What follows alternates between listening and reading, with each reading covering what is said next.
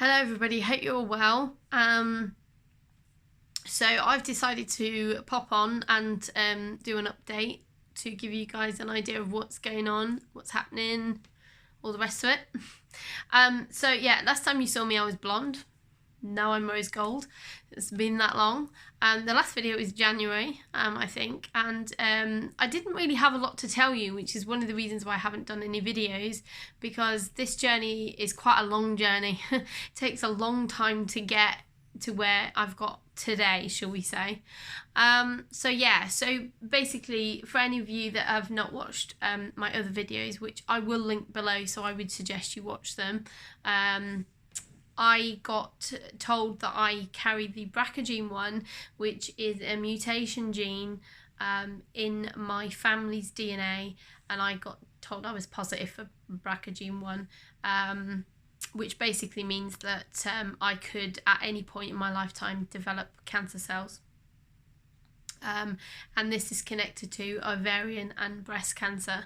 So I decided to document my journey. I did originally put a video up when I first attended my first clinic appointment. On the day that I was going to see the genetics team, I did a video before I knew I was positive, but I took it down because I don't know why I took it down, but I did anyway. But then I put it back up because obviously I was positive.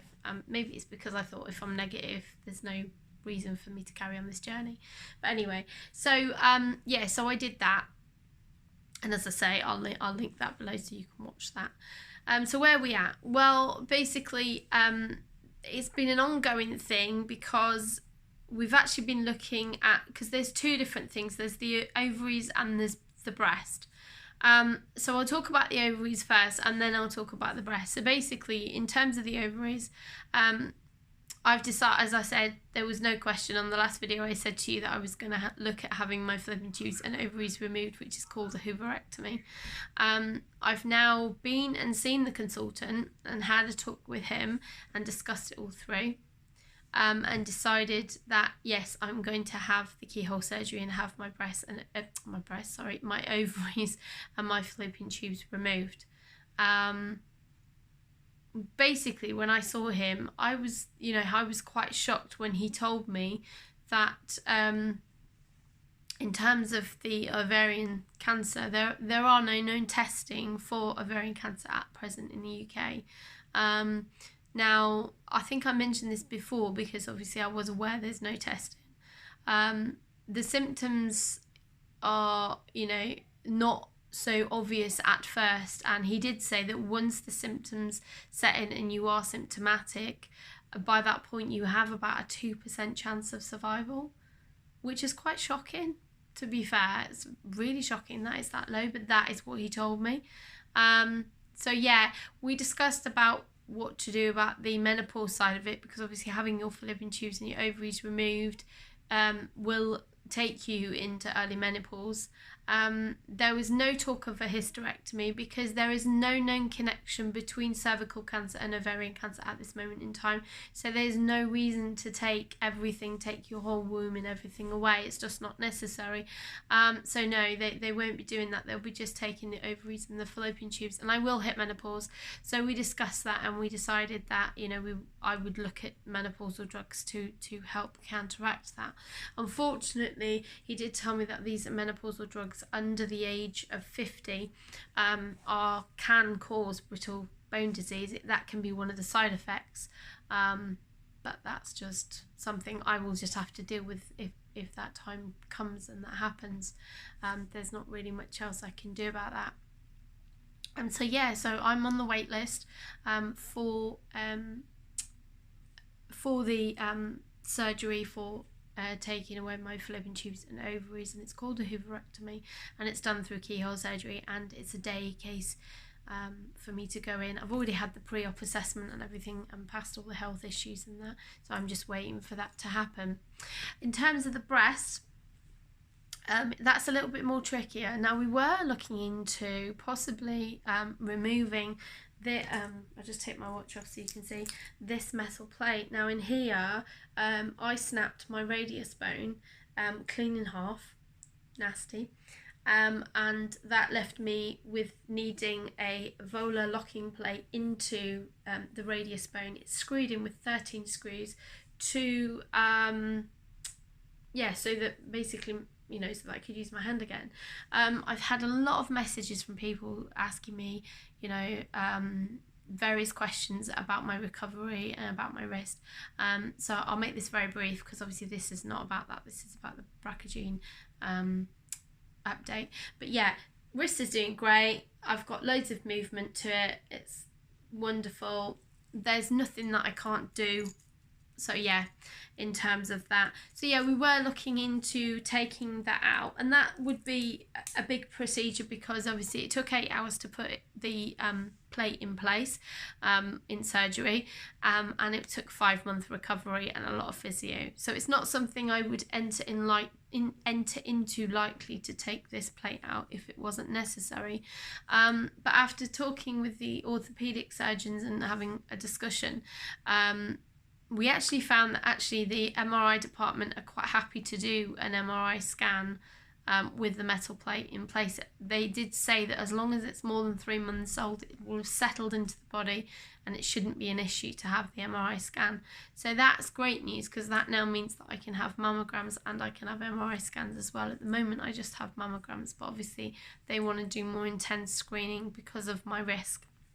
So my risk factor is 80 to 90% chance of developing cancer in my lifetime, or cancer cells in my lifetime, which means I've got a 10% chance that I will never develop cancer cells and I will be absolutely fine. My father, who I have got this gene from, so far, touch wood, has never developed cancer cells and has been fine, and he's a lot older than me. So there is a chance that I may never, but then there is a chance that I might, and obviously I have to consider that. So I still haven't made a decision whether I'm going to have my breasts off, because that's what you would look at doing, is having a double mastectomy and reconstruction. So I haven't decided whether to do that or not yet.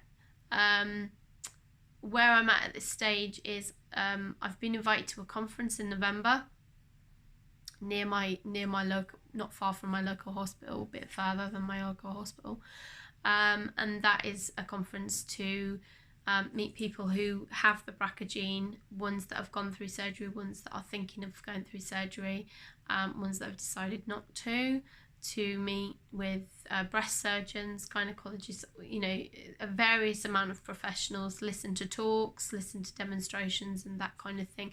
So I think that'll be quite useful and quite helpful for me.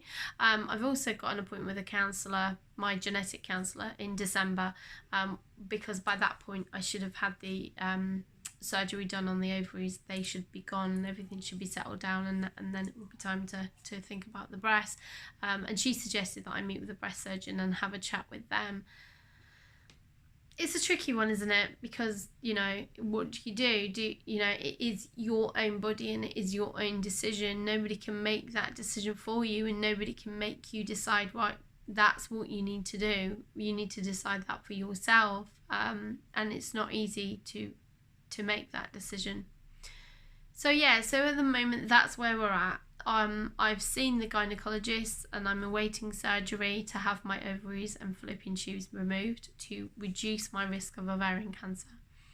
And once that is finished, I'm looking at going to a conference and also looking to meet with a breast surgeon to discuss what kind of surgery they would look at doing, because there are different kinds of surgery that they can do. Some remove the nipples, some keep the nipples, some take it from the stomach, some take it from the back fat, some take it from the thigh. So there are different areas that they can take fat tissue and create create me new breasts after this surgery is done.